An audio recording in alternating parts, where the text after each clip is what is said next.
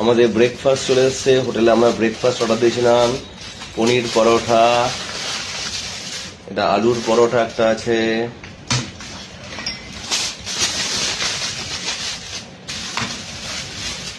এটা লাচ্চা পরোটা উইথ সবজি, chicken sandwich, bread আর chicken sandwich, আর এমনি কারি আছে, আর ডিম এগ বয়েল আছে। ওয়াও, প্রোটিন তো চাই শরীরে, তাই প্রোটিন দিচ্ছি।